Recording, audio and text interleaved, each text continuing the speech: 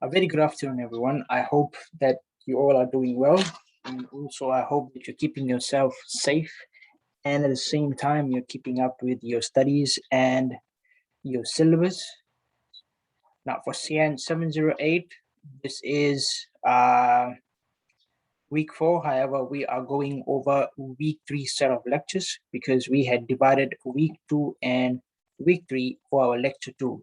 Thus, for week 4, we had gone over our lecture notes already on Wednesday, and today is Friday.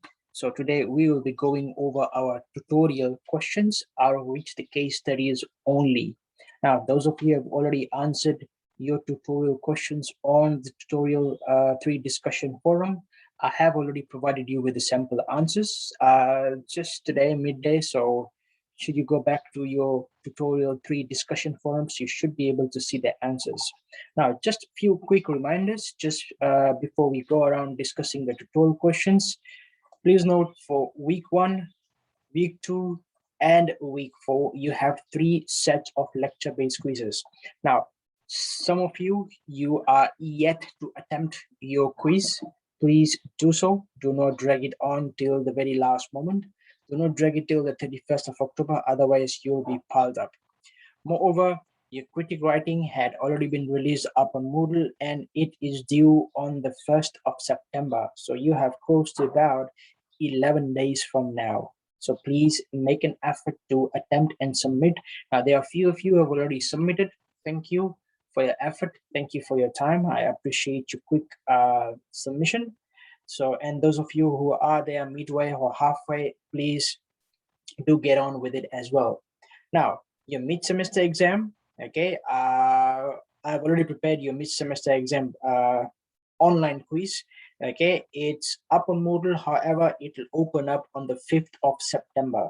So your mid-semester exam comprises of the following. You have multiple choice questions over 20 marks, and you are allocated a time of 30 minutes. You also have short answer questions over 20 marks. You are allocated 40 minutes for it. And then together with that, you have a case study, which is worth 10 marks, and you are allocated 20 minutes for it. Now, total of 50 marks, out of which you are given 90 minutes, 1 hour, 30 minutes to actually go and attempt your mid-semester exam. Moreover, do note that you only have one attempt. Okay, no double attempts, just one attempt. Just in case if your connection is not well and drops off while you're attempting the quiz, Moodle is configured in such a way whereby I can easily know whether you had a connection drop or whether you had done it intentionally. So just in case if you happened to, or if you try to be a bit mischief and then you intentionally drop out half of the quiz, giving a reason that there was a connection issue, I will be able to pick it up from the Moodle configurations and the algorithms running at the back end of the Moodle page. So please ensure to be honest and be fair. Moreover, also ensure that you are using your time very, very well. Okay, you are given the time allocation. So multiple choice, there's an average of 1.5 minutes, 90 seconds per question. For short answer questions is 20 marks. Now, not necessarily you'll have 20 questions, you'll have less than 20 questions. Okay, most likely 10, most likely 10 questions or so, or less than 10 even. All right, you are given 40 minutes. So in dedication to that time allocation, I've given you 2 minutes per 1 mark. Okay, and moreover, your case study is for 10 marks. Again, 2 minutes per 1 mark. So that's more than sufficient. So please ensure that you are using your time well. And the main reason why I'm telling you this 2 weeks or 3 weeks earlier, just before your mid-semester exam, is because so that you get to prepare well. So please prepare well before you attempt your mid-semester exam. Now, the coverage is going to be all the way from week 1 till week 6. So please ensure that you are prepared well. Go over your tutorial questions, go over the important stuffs from the lecture notes, and also go over your case studies, because there is a case study in which you will have to apply certain concepts and certain scenarios. So those are the reminders. Moreover, there hasn't been much of questions or queries. There had been slight set of question and queries coming from students, but those have been treated on individual basis, either in terms of emails or either in terms of Moodle messages. Now, if you're one of them, should you have any questions or queries, like I always mention, please feel free to drop an email, and also feel free to drop me a message on Moodle. Okay, I'm most happy to take it in. Furthermore, your recordings for week 1, week 2, week 3, and week 4 lecture is already up on Moodle. If you find it difficult to actually log into Moodle all the time, what you can do is, while you're viewing a video, somewhere down here, bottom right section, you have a YouTube icon. Click on the YouTube icon. The video will open up on YouTube. Subscribe to the channel. Click on the bell icon. So as soon as there's a new video uploaded up on Moodle, and just in case if you're using a mobile phone, the notification will come in your mobile phone's system tray. What is a system tray? It's just like when you get a Viber message, so you get alerted on the top section, on the top screen of a mobile phone. That's the system tray. Okay, so you will be able to get a notification when a new video is uploaded. So I've tried to make your work as easy as possible. When you use a system tray or YouTube app on your mobile phones, just in case if you stop somewhere, you close off the entire app. Next time you go revisit the video, it'll continue where you had left off last time. So I'm trying my best to make it as simple as possible. The onus is also has to come from your end, in terms of you have to go and actually view the recordings. All right, so those are some sort of reminders for CIN708. So without taking much time, what I will do next is we'll go over our tutorial questions.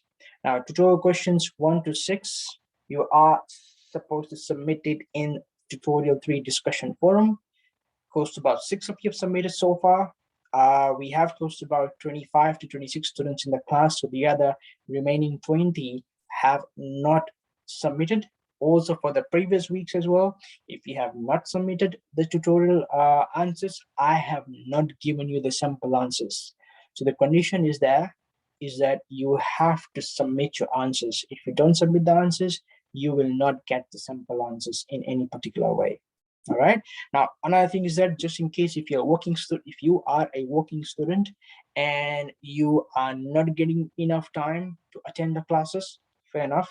Okay, but you have to take out some time to attempt a tutorial, because the thing is, what I'll be doing is I will be trying my best to be fair to each and every one. So I have to be fair to those students who submit the tutorial questions or tutorial answers even before I discuss the lecture slides. There are some students who do that, so I need to be fair to all. So the same rule applies for all working students as well. You have to submit the tutorial answers to get the sample answers from me. Now, in your tutorial 3, you had 2 sets of case studies, so we will go over both of them. Now, these case studies are quite interesting. First one is, we have got a Stitch Fix. Now, Stitch Fix is an online business. They're running mobile phone apps as well. So this is an actual scenario, and also on Hootsuite. Now, Hootsuite is also a very common familiar term for those who are involved in social media marketing on business platforms. So they very well know what Hootsuite are, or what Hootsuite is. Okay, so we'll go over the tutorial study Stitch Fix first. I'll try to break it down, and then I'll try to explain where possible, so that all of you are able to understand and grasp the main concepts. Now, let's read it out. Stitch Fix. Stitch Fix is an e-business that sends boxes of fixes. First of all, e-business, businesses which are running over the internet, that sends boxes of fixes. When you say boxes of fixes, okay, now Stitch Fix, instead of the word boxes, they use the word fixes. Now, fixes is their set of terminology for the parcels that they send. Okay, so they send fixes of clothing, that means box of clothing, shoes, and accessories based on an individual's personal style and clothing preferences. Now, do notice that it does focus on the concept of personalization. Okay, it's on individuals' personal style and clothing preferences. It's online personal styling service combines Netflix style algorithms with human intuition and curation provided by more than 3,000 stylists who fine tune each fix. Now, Netflix style, Netflix is basically an online entertainment site, whereas Stitch Fix is not an entertainment site. It's more like an electronic shop. But they use the very same set of algorithms. Now, their algorithms is based on human intuition and human curation. Now, intuition, when we say or when we talk about the word intuition, what it simply means is the ability to understand something without the need of conscious reasoning. So, what happens over here in Stitch Fix is that the website is able to is able to feed in or show customers their own interest of clothing. For example, if I am someone, I have more interest in Adidas brand, so it will start giving me advertisements, or it will show me items mostly on Adidas branded t-shirts or clothing wear. Okay, in curation, the word curation means a process of selecting, organizing, and presenting of online content. So how does it happen? How does it happen that this particular website is able to know which items or which brands I prefer? Now, generally, how it happens is this. This is what we call it as context aware systems. When you talk about context aware systems, is just like this. Now, generally, when we go onto any website, they would ask us to sign up with our credentials to log in. So let's say I'm giving my Gmail email address. Okay, so this is the very same email address that I am using in about 10 or 15 particular websites. So let's say I end up going onto Adidas website more frequently and I try to purchase items from them. So what happens is if I use the very same email to log into Stitch Fix, so through that email, they're able to extract the information and they are able to present me their products in my way of personalized style. So that's how it's generally work. And that concept is called, you can call it personalization, or more likely it's called a context aware system. That means it tries to present you with the items based on the contents that you view or based on the contents that you generally prefer. Reading on, when the company went public in November 2017, it raised 120 million and was valued at 1.46 billion. At 34, Katrina Lake, the CEO and founder, is the youngest female founder to ever lead an IPO and the first to stand at a NASDAQ podium while holding her toddler to her hip. Now, what is IPO? IPO means it's an abbreviation used for initial public offering. Now, initial public offering, if we call it into our local terminologies, is just a way of saying, or it's a process of offering the shares of a private organization into the share market. So what this lady did, Katrina Lake, who happens to be the founder of the organization, she was the youngest female founder who was ever to lead a company into the share market. Stitch Fix seeks to be the alternative to digital retail behemoth Amazon. When we talk about behemoth, we're talking about something that is huge, something that is humongous. Okay, so Amazon is quite big. Okay, offering its users a bespoke selection of garments as opposed to the quickest, fastest clothing. Another new word over there, probably if you're not familiar with the meaning of bespoke. Bespoke means it is making of items on customers' own preference. Okay, so bespoke selection of garments as opposed to the quickest, fastest clothing. In 2017, it expanded its demographic, launching lines for plus size and a premium brands option that pulls garments from high-end lines such as Rag & Bone. In 2018, it rolled out its style shuffle game, Wiley, to give it more data on user preferences to make its services more effective. It also launched its kit service kids service and began the process of international expansion.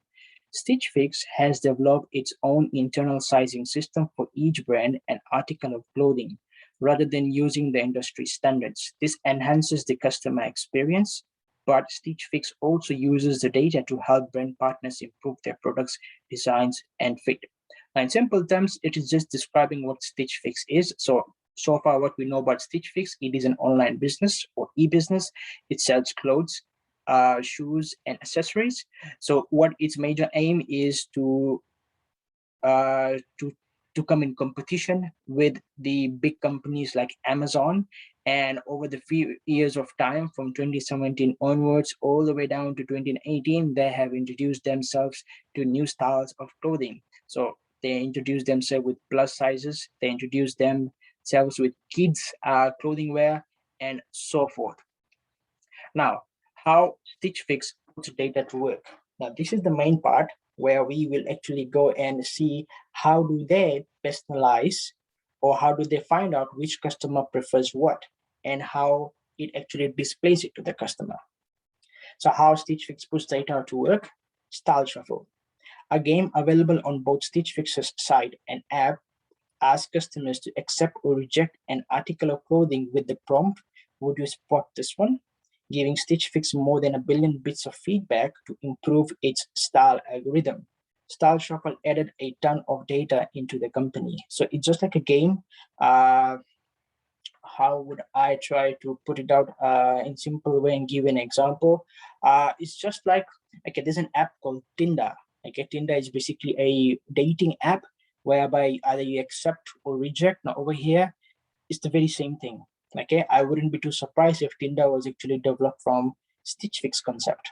Okay, so in here, what it is doing is it has an accept and a reject feature, but the main purpose is not for dating purposes, but the main purpose is to get feedback from customers. So based on the feedback, they're able to get sufficient amount of data, which goes and feeds it into their computerized algorithm.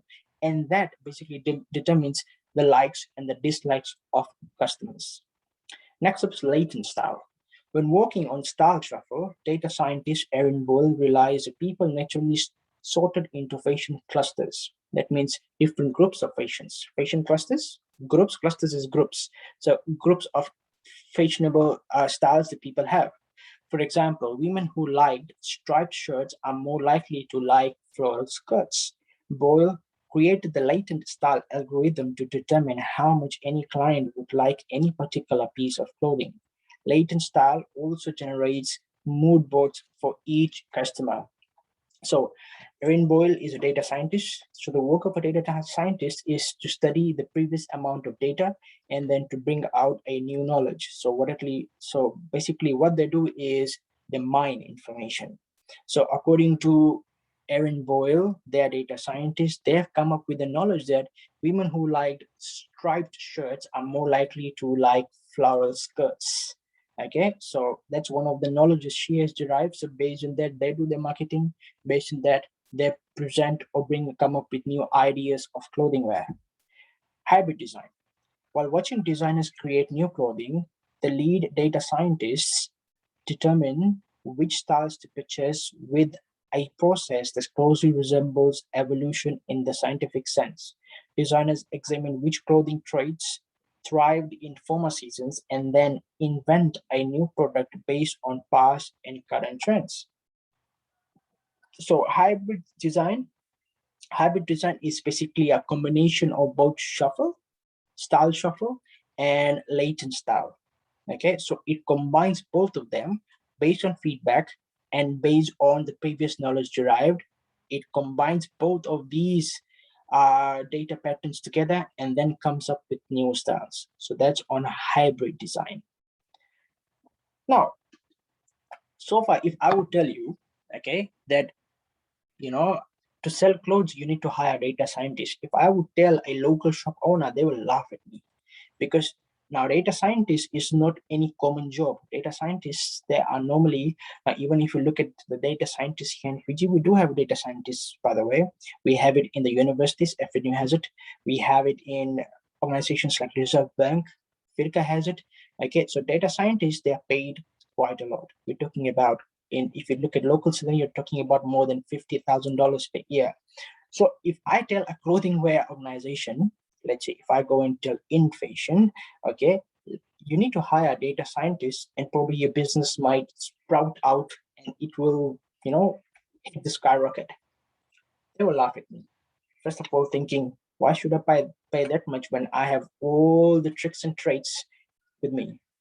Now, it's a different scenario altogether, because with inflation, it's a brick and mortar kind of business, a physical shop. Brick and mortar is like a physical shop, whereas this is an electronic business. With electronic business, data is game. In other words, data is everything. So if you want to be ahead in the game, you have to play with data. So this is what this company Stitch Fix is doing, and the net worth is $1.46 billion in 2017. So that's way more. Okay. Now let's go and answer the questions. Okay, case 31.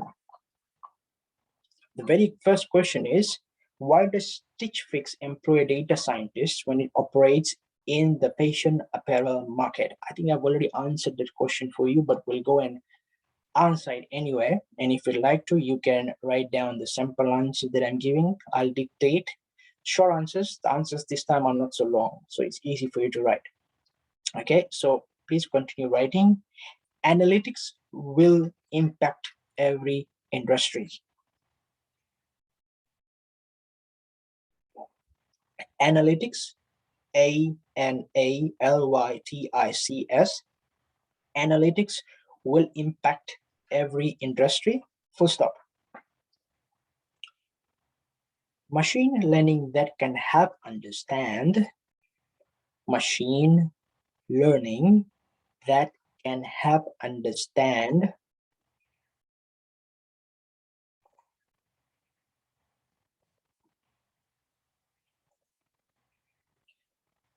customers' wants and needs,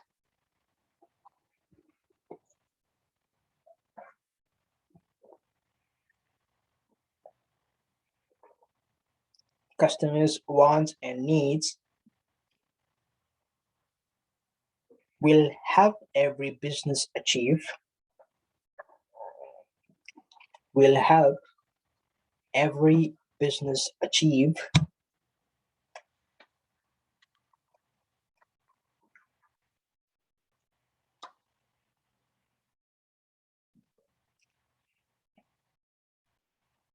ultimate customer satisfaction. Ultimate customer satisfaction. Full stop. Now, this is what it does. When you employ data scientists, what you're doing is data scientists, they normally collate data or collect data. They analyze it and they make necessary conclusions. Now, the entire phase is called analytics.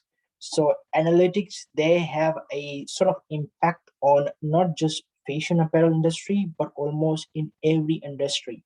And since we are operating in a information age, analytics plays a very great role. Moreover, analytics is only possible with the use of machine learning. And what machine learning does, it helps understand customers' wants and needs and will help business achieve their ultimate goal, that is customer satisfaction. So that is your answer for question number 1. Question number 2. Which e-business model is Stitch Fix using? Which business model is Stitch Fix using? Now, you can use any of the model. You can use model from Web 2.0, whereby you have 4 business models, or you can use the business model from Web 3.0, where you have 9 business models. Okay. However, Stitch at the moment uses only one. And which one is it? They sell goods directly to the customer. So therefore, the business model is B2C, business to consumer. Simple answer, business to consumer.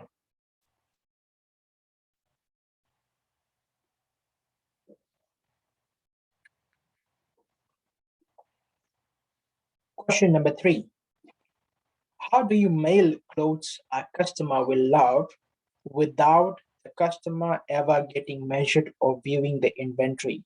Now, the word here, mail, does not mean the post kind of mail. No, not the postage mail.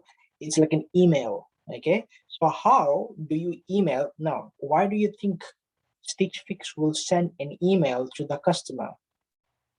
Marketing, they're marketing or advertising their products. Now, you must be getting it on your Gmail as well. Next time, let's go, just do this. Go to Chaku's website, Prouds, or even Jax. Just sign up in their website. You'll get emails 3 or 4 times in a week whereby they will be advertising their products. Okay, try it out. We did it in one of my other classes, and I'm still getting those emails. So they will be advertising their product.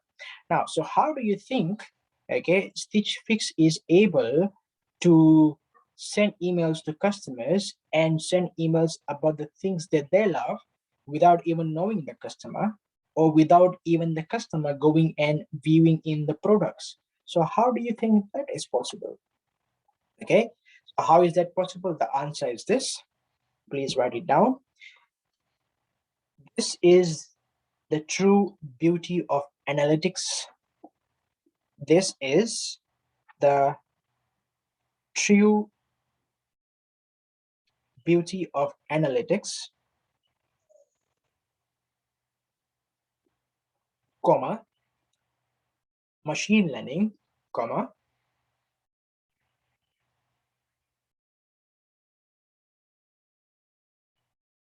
machine learning, comma, and AI. AI, if you want to write down the full form, you may do so. Artificial intelligence.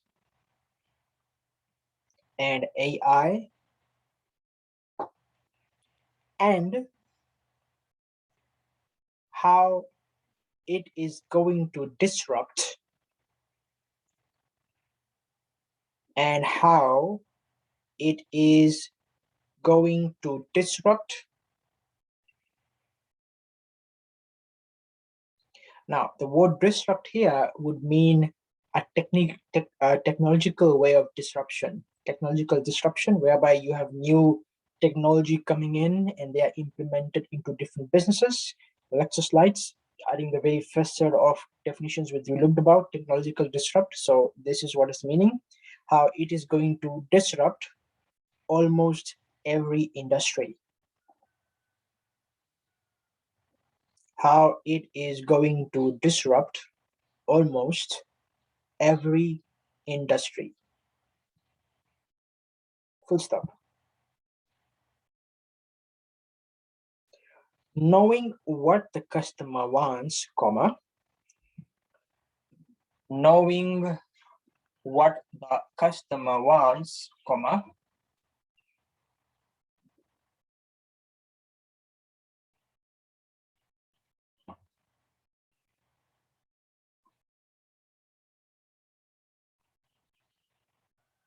knowing what the customer wants, comma, before the customer even knows, before the customer even knows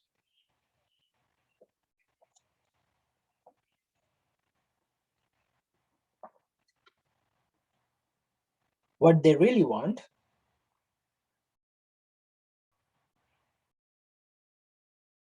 before the customer knows what they really want,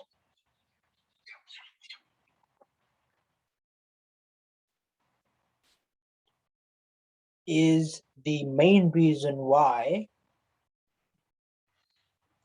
what they really want is the main reason why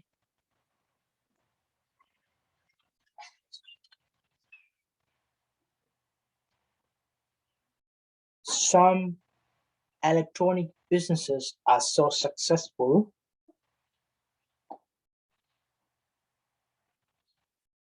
Some electronic businesses are so successful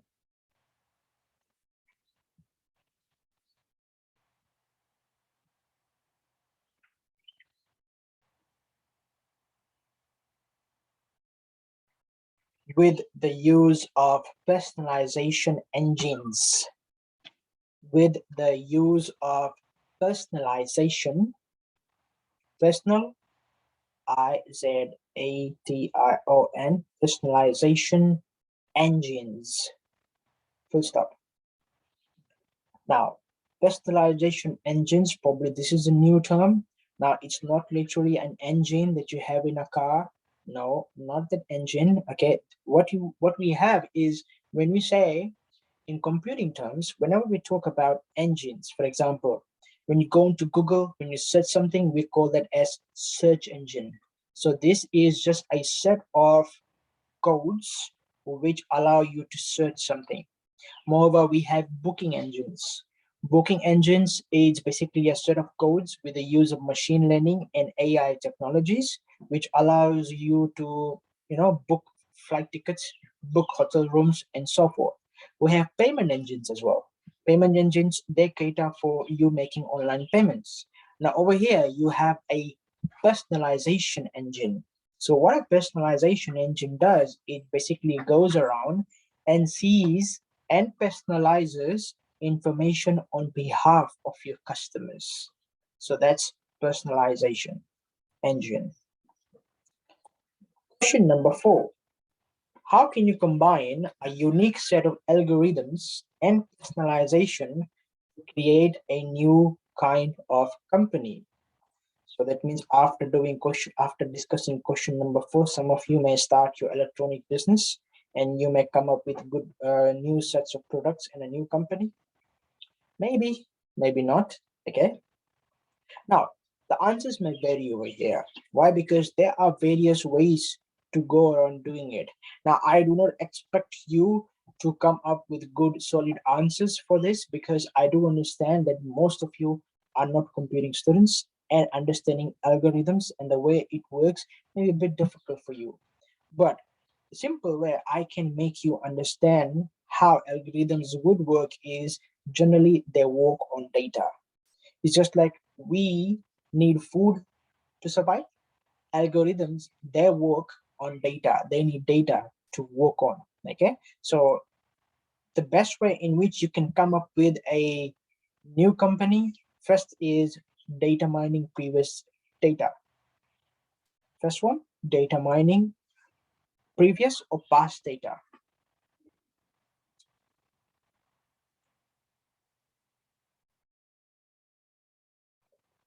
Data mining previous or past data. What else? Okay. Second way in which you can actually use algorithms and personalization is by looking at the top range products, products which are sold more often, looking at the top range products and finding ways to combine these products in any particular way. By looking at top range products and finding ways to combine these products in any particular way.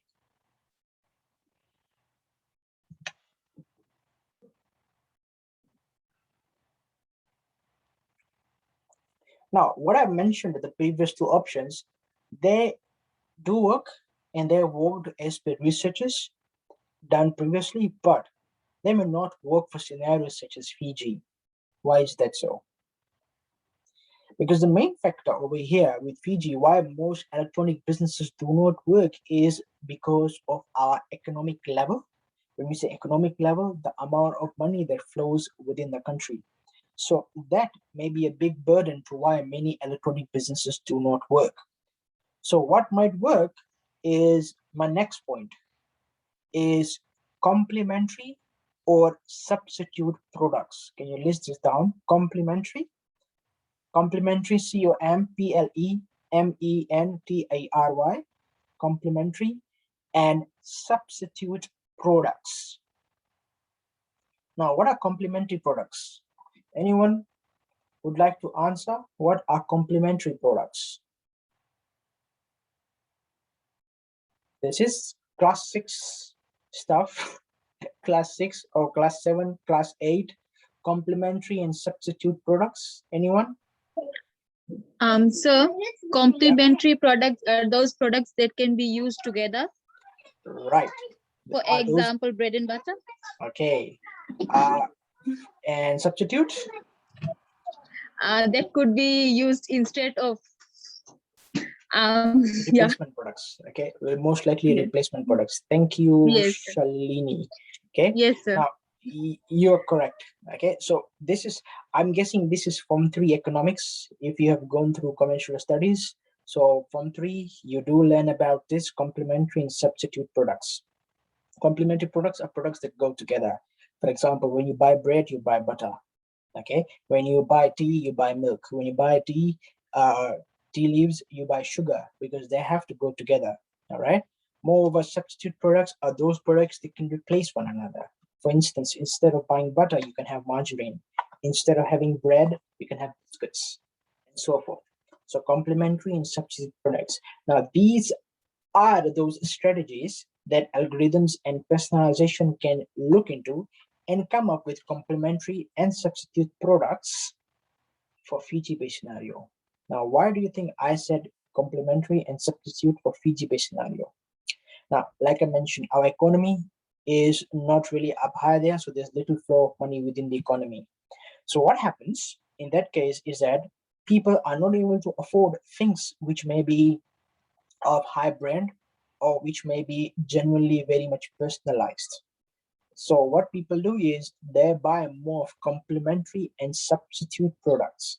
For instance, instead of a Nike T-shirt, you have another T-shirt with which is not originally a Nike but just a printing of Nike on it, and it'll work.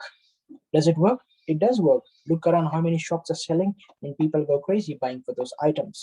So substitute products do work. Now the thing is this: how does it work in a business scenario? So what the business scenario, what the business owner would do in terms of go and look for the relevant data to find suppliers of such t-shirts and such printouts. Complementary products is whereby you have products going together. So instead of buying a Nike t-shirt, which would cost me about $100 or so here in Fiji, or probably somewhere close to $100, so people, what they do is they combine a shirt and a t-shirt together and sell it for $60. So why would somebody, let's say here in Fiji, who is a middle income earner, would go and buy just a t-shirt for $100 when you can buy a t-shirt and a trousers combined for less than $100? So do you think it would work? It may work, it may not work.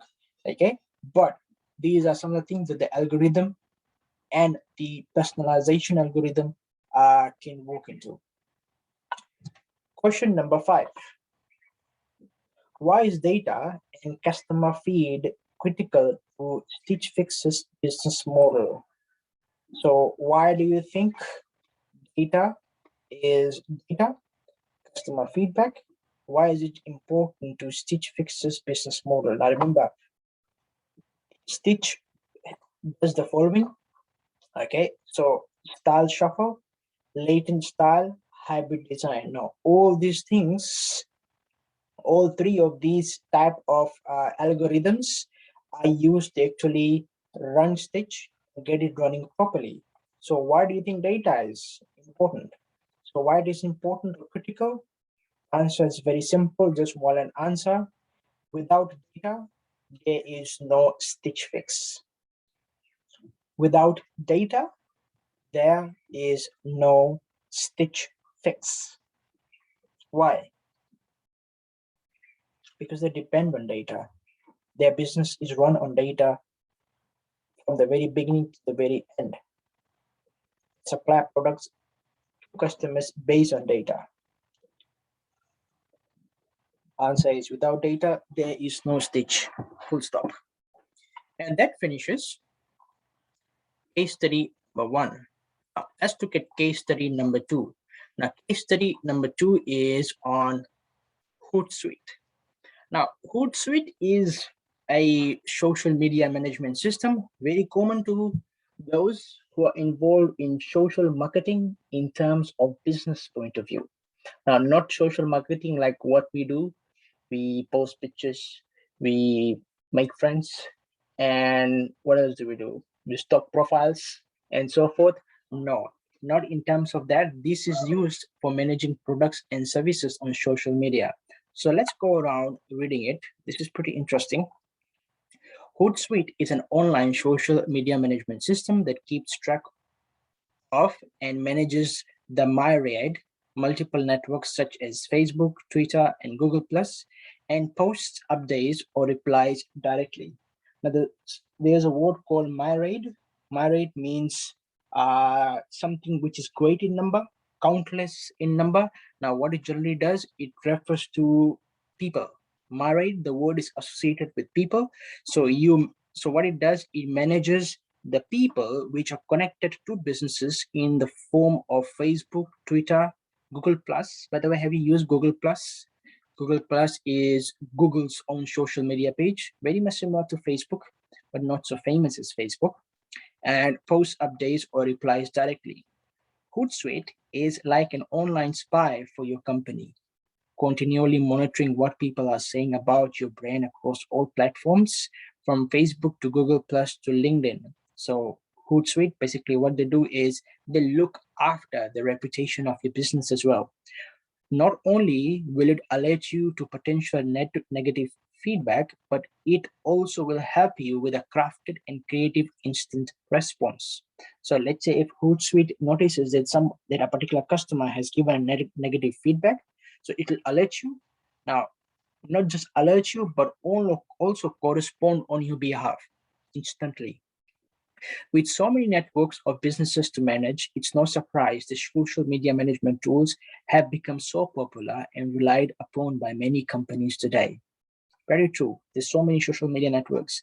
So a company which uh, basically carries a big name in the world, in the virtual world, in the world of social media, in the world of internet, for them, Hootsuite is a very good option. If you manage the updates for your business's social networks, it's likely that you will have heard of Hootsuite, of course. There are a number of competitors to Hootsuite, including we have TweetDeck and Social Engage, but Hootsuite continues to dominate this hyper-competitive market. Hootsuite offers the following service. Now, I'm not so sure if you have heard this or not, because I'm not so sure how many of you are there who basically go and look at social media from a business point of view. Okay, now do notice that initially most of the social media platforms were created for business point of view. Okay, for example, LinkedIn, I hope you have used LinkedIn. LinkedIn was basically created to help organizations go and find proper people or proper employees for their organizations. Facebook was actually developed for social media purposes for you to engage in terms of communicating in social terms. However, over the few years of time, it has engaged more into business platforms. And if you look at how Facebook is being used by people in different countries, okay, especially businesses, they make a lot of revenue, or they generate a lot of revenue and profits through the use of social media sites. Here in Fiji is not too common, is getting there because of the pandemic. You'll see a lot of people buying and selling stuffs on Facebook, but we have less of that and more of drama on Facebook. So if you'll notice that if you'll see that if one person, or if there's a media from a particular, sorry, if there's article from a particular media company, there's about 1,000 people commenting on it. But if there's an item for sale, only one or two person will go and like or even comment. So we are not setting our priorities right in terms of social media.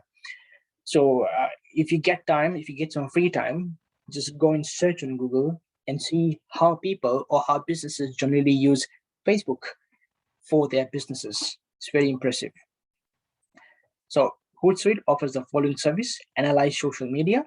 Social analytics is a strong feature of this impressive tool. Social analytics, that means they will track your social activities or your social media activities, allowing you to track and prove social ROI. Okay, ROI is return on investment.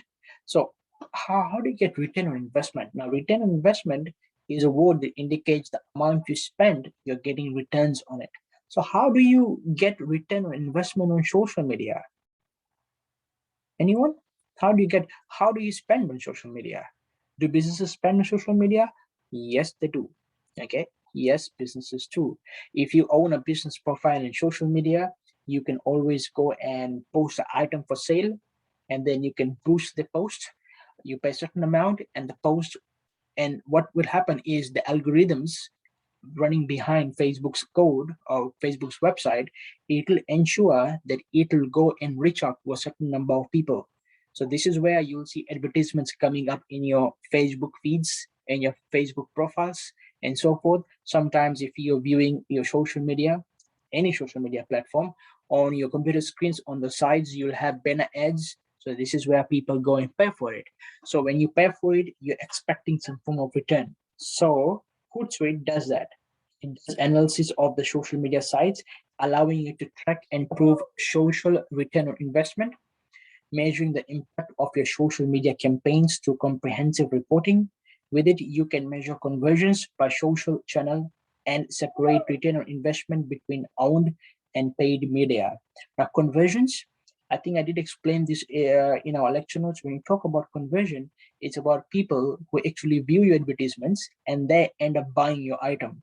So that's conversion. So what you're doing is you're converting a person from a advertising point of view, and you're trying to get them and convert them into a customer. Okay, so when they are viewing a website, they're just an audience, they're just a visitor. When they buy items, they become your customer. So that term is defined by the word conversion. Next up, respond and create social media.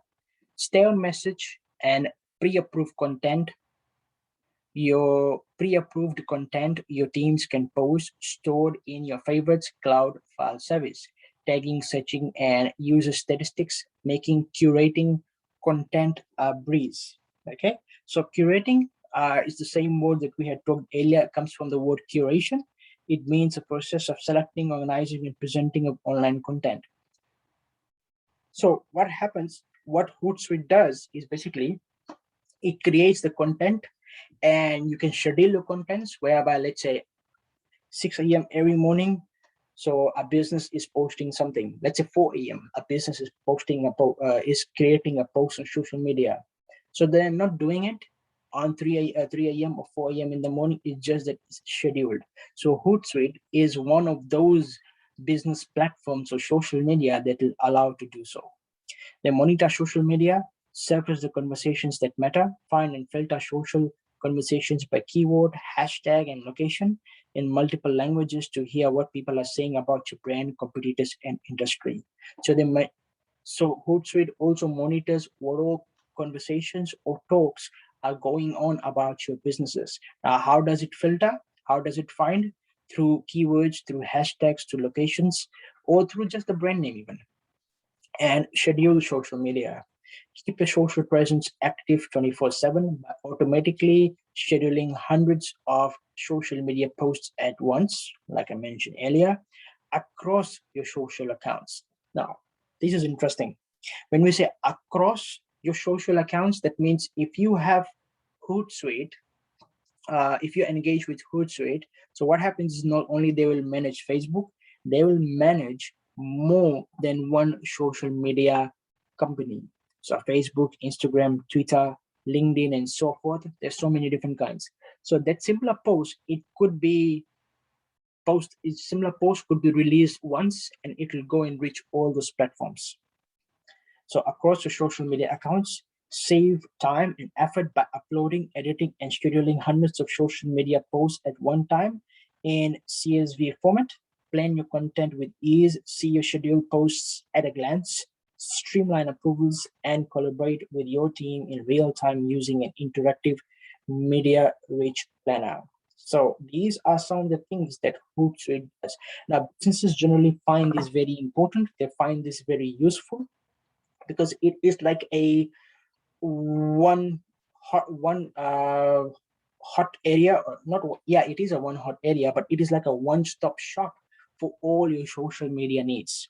So let's say if I am a social media specialist, let's say for Fiji Airways, just give an example. If I am their social media specialist, so Fiji Airways may engage in posting things on Facebook, Instagram, Twitter, You have Pinterest, LinkedIn, Tumblr, you have Flickr, and so forth. So I've listed at least about 7 different types of social media platforms. So me as a social media specialist, I have to individually go into those different sites. Now, doing it 1 day, 2 day, 3 days, apart from the rest of the work that I have to do, doing it 1 or 2 days may be okay, but doing it every day, let's say every day I put in close to about 8 or 9 different types of posts on social media for all those different accounts, that might become very hectic. So instead of going through that hectic scenario, what I will do is I will go and subscribe to HotSuite. So with one single post on their content management system platform, it goes and posts everything on all the connected profiles. So within less than a minute, that my tasks are done, and then I can carry on with the next set of tasks. Okay, very interesting. If you get some time, go and read more about Hootsuite. Try using it, see how does work, see how much do they charge, and so forth, and see which all companies actually use Hootsuite. Okay, now we have just discussed the case study. Let's go and look at the questions. Now, why is social media critical to business success? Now, you don't need to be a genius to answer this. So it's very simple. You can write down simple answers. I'll give you some sample answers in which you can extend it on your own. So let's start writing. Social media offers an excellent way. Social media offers an excellent way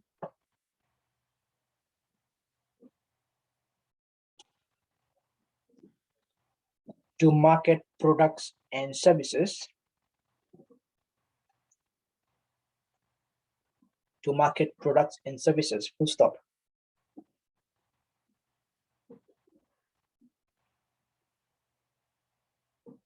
Okay, put this in a point form of view. Okay, so first one was social media offers excellent way to market products and services. That's point one.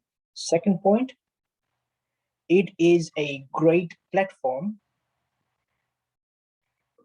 It is a great platform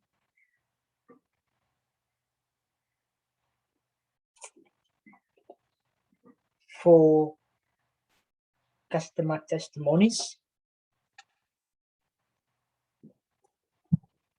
It is a great platform for customer testimonies. What are testimonies? More like the feedback that you get from your customers, but instead of just giving it to you, you are releasing up on social media. Next point, it's cheap and it's fast. It's cheap and it's fast. Is it cheap? Yes, it is cheap. Try posting something on or try advertising something on a local newspaper. Okay, a small article may cost you about $70 to $80. If you occupy the full page, it may cost you about 200 something. Okay, so social media, you can advertise for free. And the major reason why people use social media is the very next point. It spreads the news virtually. It spreads the news virtually. Now, what does that mean? What it means is that it brings a level of presence for a company in an online mode. So more online presence that's virtual. And how many of you still read newspapers? How many of you still read magazines? How many of you still read books, physical books? Probably, yeah, many people do. I do it. So let's say, but how many of you still read newspapers? Now, instead of reading newspapers, you may just go on social media or LBC's page and read the news, or Fijivilla.com's page and then read the news. So there's more online presence, okay, or there's more presence online than you trying to get something in terms of physical way. All right, so it spreads virtually faster. Question number 2, Why is monitoring, responding, creating, and analyzing social media content critical to any business?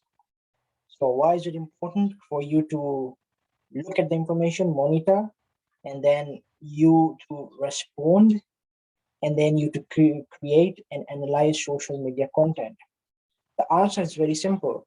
There's a concept in computing that we call it as GIGO, G-I-G-O. Please write it down. Garbage in is garbage out. Write this down. Garbage in is garbage out. In brackets, G-I-G-O.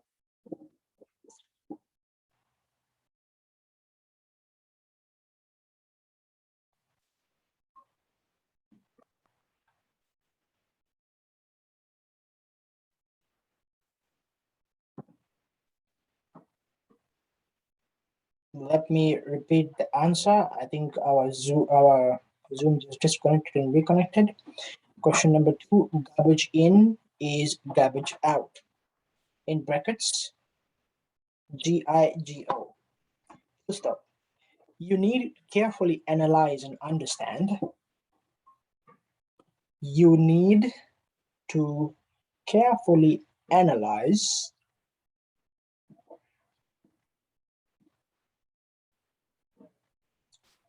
and understand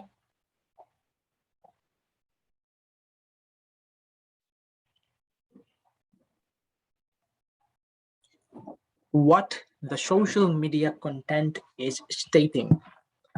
What the social media content is stating.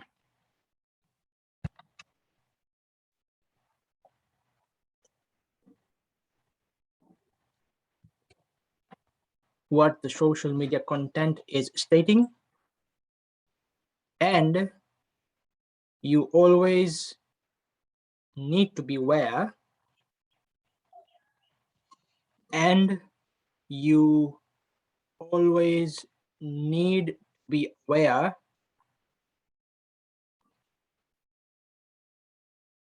and you always need to be aware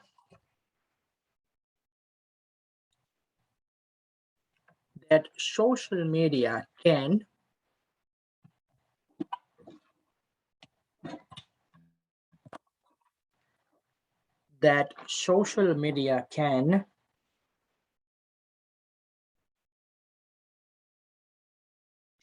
just as quickly social media can just as quickly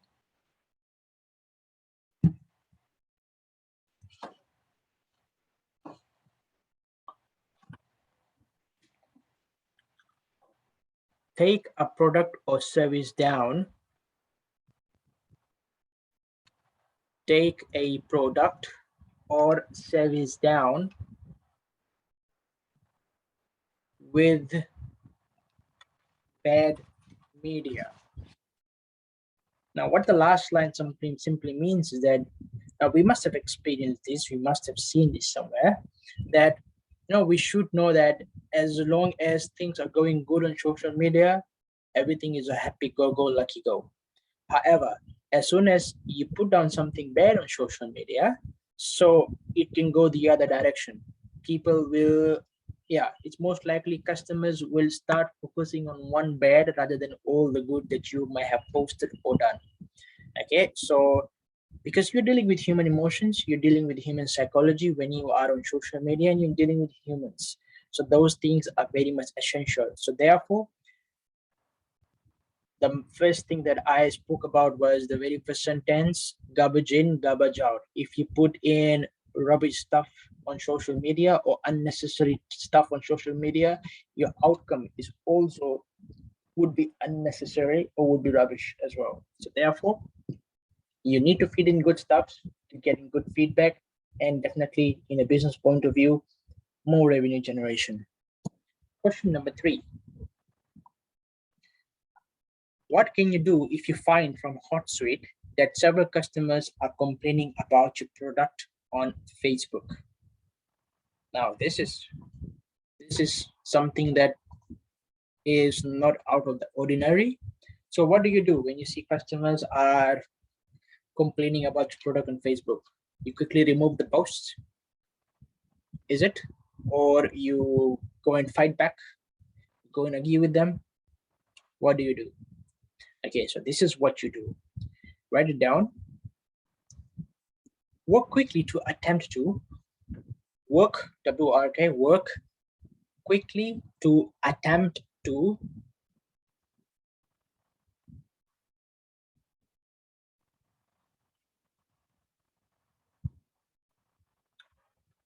work quickly to attempt to mitigate the problem. M-I-T-I-G-A-T-E, mitigate the problem.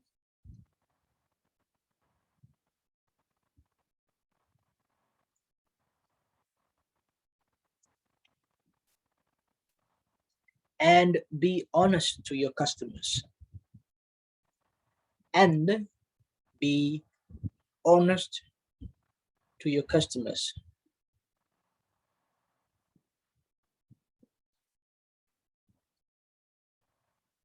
Full stop. This can lead to this can lead to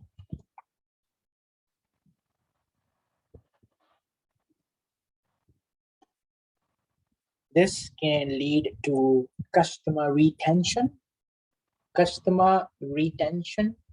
R-E-T-E-N-T-I-O-N, customer retention. What is customer retention?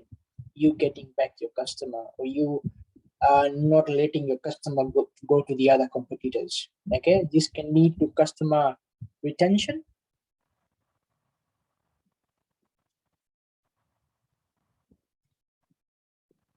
This can lead to customer retention.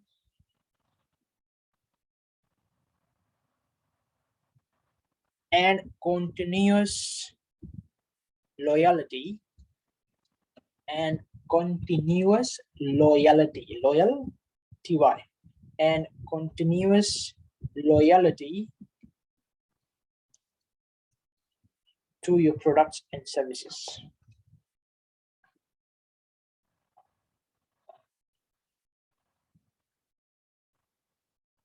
To your products and services. So if something goes wrong, what you can do is you can think of a way to get rid of the problem.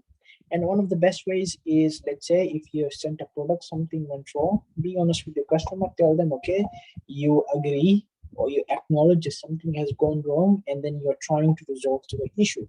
So when you have the customer out, let's say something has gone wrong, or the product that the customer was about to receive did not get the product, instead got some other product. So you can always go and tell your customer, all right, it was a mistake from our end, we'll sort something out, and then we will provide you with the product that you initially opted, and probably a freebie item which may not cost the business too much. Okay, so in that way you are able to retain your customer, and also your customer is loyal to your products and services. Next question, last question, question number 4. What type of analytics will our business want to measure for analyzing its social media content? So what kind of analytics? Generally, there are 2 types of analytics. The first one is predictive analytics. Predict, IVE, predictive analytics. Give a dash. Helps a company to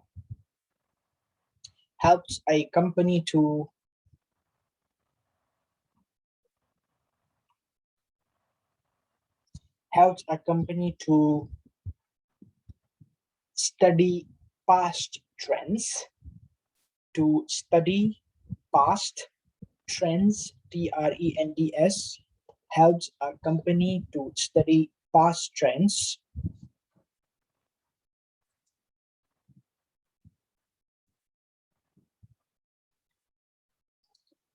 of social media to analyze past trends of social media to analyze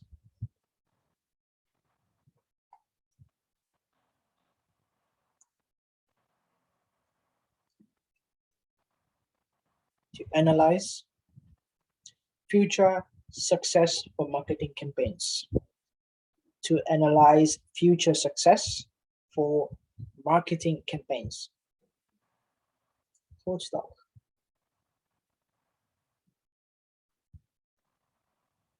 The next analytics that we have is prescriptive analytics.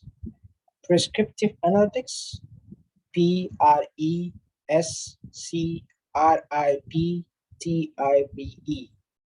Prescriptive analytics, Prescriptive. Prescriptive analytics. It helps a company to determine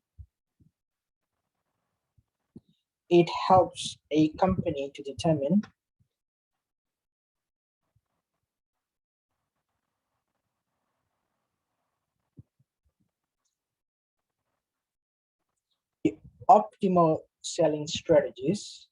The optimal, OPTIMAL, determine the optimal selling strategies. Determine the optimal selling strategies.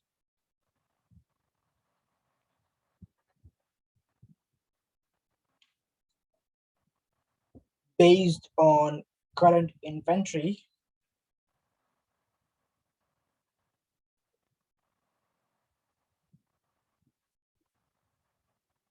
Based on current inventory. Full stop.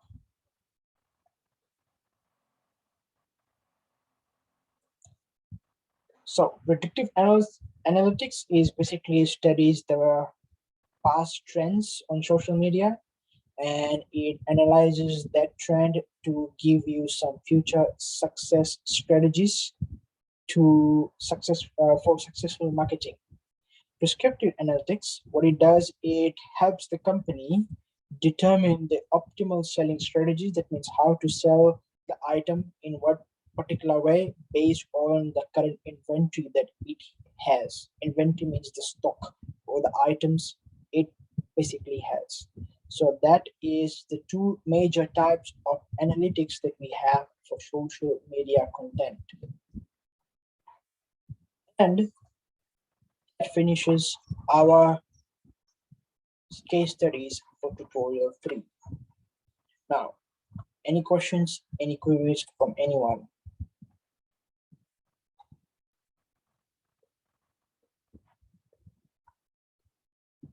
Any questions, any queries? All right, if no questions and no queries, this is where we finish off the class for today. I hope and I wish you all the best for the weekend. May you have a lovely weekend ahead.